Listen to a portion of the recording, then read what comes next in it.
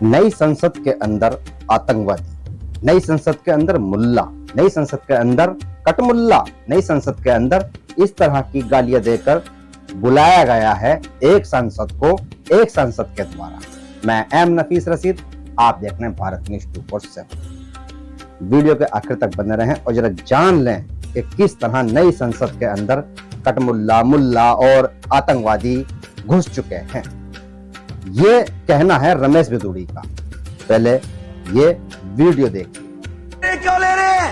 मोदी साहब सिरे नहीं ले रहे हैं, सिरे ले रहे हैं देश के वैज्ञानिक। ओए भड़वे, ओए उग्रवादी, सिरे ले रहे हैं। ए उग्रवादी, बोलने भी तो कभी खड़ा होगा, ये बता रहा हूँ।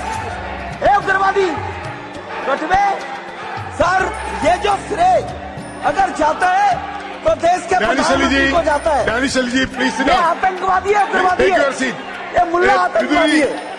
इसलिए सर अभी मैं बताना चाहता हूँ, अधीर रंजन जी अभी शोर मचा रहे थे, लिस्ट पढ़ रहे थे। उस लिस्ट में अधीर रंजन जी जब लिस्ट पढ़ रहे थे 1975 से लेकर अभी तक, इसकी बात करने थी। बाहर देखो इस मुल्ले को, अभी रोज पढ़ रहे थे सर। इसरो ने, आपने ये वीडियो देख लिया, इसके अंदर जो भाषा का इस्तेमाल सांसद रमेश बिदुड़ी ने किया है, समझते हैं आप क्या है ये भाषा? क्या इस तरह की भाषा आज से पहले बोली गई है? खास करके संसद के अंदर जब एक सांसद ही अपनी सारी सीमाएं लांघ जाए तो अब कौन किस पर भरोसा करेगा? कभी कभी हम लोग देखते थे सोशल मीडिया के माध्यम से या आने जाने के माध्यम से, एक दूसरे को वो लोग आतंकवादी या वो लोग कटमुल्ला या मुल्ला कह दिया करते थे जो एक दूसरे की धार्मिक भावनाओं की कदर नहीं करते हैं। पर यहां मसला बिल्कुल उच्च स्तरीय है और ये रमेश बिदुड़ी की इतनी हिम्मत नहीं कि ये ऐसा कह सकते थे। इसके लिए शायद पूरी भाजपा जिम्मेदार है, क्योंकि कहीं ना कहीं 2024 की तैयारी है। 2024 के चुनाव के लिए भाजपा के पास अब कोई मुद्दा नहीं बचा है जिसके नाम पर वोट मांगा जाए। वोट मांगने की जो पॉलिसी है वो है बहुत पुरानी भाजपा की, यानी कि सांप्रदायिक पॉलिसी, और इसी को बढ़ावा देने के लिए शुरुआत नई संसद से की गई। ये 2024 की एक बड़ी तैयारी है। इस पर ना नरेंद्र मोदी जी बोलेंगे, ना अमित शाह जी बोलेंगे, और तो और कोई भी सांसद इस पर बयान नहीं देगा, कोई मंत्री इस पर नाराजगी नहीं जताएगा, क्योंकि एक सांसद को ऐसी भाषा बोलने के लिए शायद कहा गया है। हम तो यही समझेंगे, क्योंकि जिस अंदाज में ये बोला गया है, सभापति के सामने बोला गया है, और तो और केंद्रीय मंत्री मुस्कुरा रहे हैं, यानी कि हर्षवर्धन जी मुस्कुरा रहे हैं, जो भारतीय जनता पार्टी के एक मजबूत स्तंभ हैं, दिल्ली के शेर कहलाते हैं।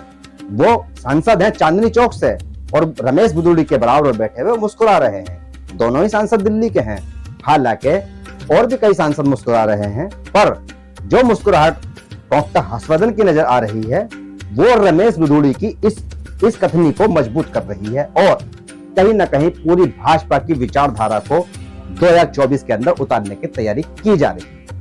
यही फार्मूला है 2024 का, जिससे कि सत्ता में दोबारा वापस आया जा सकता है, क्योंकि एक बहुत बड़ा तबका ये जान चुका है कि जब तक के भाजपा के सांसद, भाजपा के कार्यकर्ता अगर इस तरह की नफरती और इस तरह का नफरती बयान नहीं देंगे, उनको वोट मिलने वाला नहीं, क्योंकि या तो धार्मिक यात्रा निकालें, उनके अंदर उधम कटवाएं, उनके अंदर आफत कटवाएं, या फिर इस तरह के बयान मंचों से जिस तरह पहले भी दिए जा चुके हैं। हमने पहले भी 2019 का चुनाव देखा, उसका 14 का चुनाव देखा, तो ये सब बयान होते हैं।